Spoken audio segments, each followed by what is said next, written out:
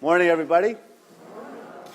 Today, the church, well, at least the church in the United States, celebrates the solemnity of the body and blood of Christ. The rest of the world did it this past Thursday, but, well, we do things our way here, so.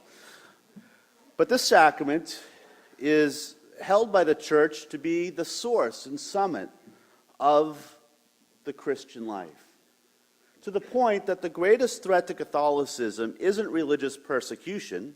If you think about it, historically, that's when we thrive. So if anyone wants to persecute us, I say, bring it on.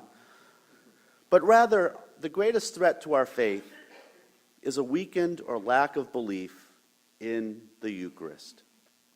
This threatens us because the Eucharist not only nourishes faith and strengthens the individual believer to persevere in faith and hope and love, but it helps the Christian believer grow in an understanding of his or her identity as a child of God. If you think about it, the greatest human formation activity that contributes to our identity as human beings is the family gathering at the dinner table. If that weakens or disappears, so too does the family's identity. We gather at this table as the family of God. This is where we hear stories of our family's past, where we are nourished by the body and blood of Jesus himself. When I was in Rome, thousands of people gathered in St. Peter's Square to see Pope Francis. Thousands flocked to see St. Peter's Basilica, to see the tombs of St. John Paul II and John the 23rd. Throughout the visit, there were crowds to see the tomb of St. Paul, to see the many famous paintings that adorn cathedrals and basilicas throughout Italy. At times, it was quite difficult to move in these great churches because of the crowds. The one area where it was easiest were the chapels dedicated to the chapels where the tabernacle was kept. Not so many people there. And yet, those should have been the chapels that were most packed. In fact, if Pope Francis was at any of those chapels or basilicas, you wouldn't have been able to move, much less get anywhere near the place. And yet, how many of us forget that Jesus Christ himself is present in those chapels? Before we can lament the people who aren't joining us here today or recognizing the Lord in the Eucharist, we need to reflect on our own faith and our own belief in the Eucharist. Is it routine? Do we take it for granted?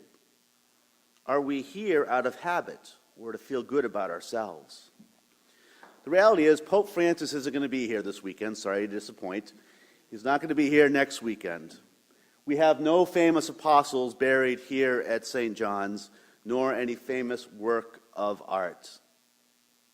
But Jesus Christ, the Son of God, is here this weekend and next weekend and every day in between. Mother Teresa, who will be canonized in September, said it was only because of the Eucharist that she was able to do what she did. Otherwise, she would be swept away with despair. How can we live Christ-like lives without Christ? The answer is we can't. In the gospel today, the feeding of the crowd isn't just a miracle that Jesus performs. Rather, it is one in which the disciples participate and cooperate with. They organize the crowd. They distribute the loaves and the fishes. They collect what remains. As children of God, we cooperate with Christ at work in our world, but to do so, we must remain connected to him. We must listen for his voice. We must discern how our gifts and talents can be put to use to the mission of the church. We unite ourselves to the Lord most especially with our reception of the Eucharist. The challenge for us as we gather here today is not to take this gift of the Eucharist for granted. Let us truly make it the center of our lives. Let us seek to spend as much time as we can in adoration. Let us seek to live lives worthy of the gift that is offered to us.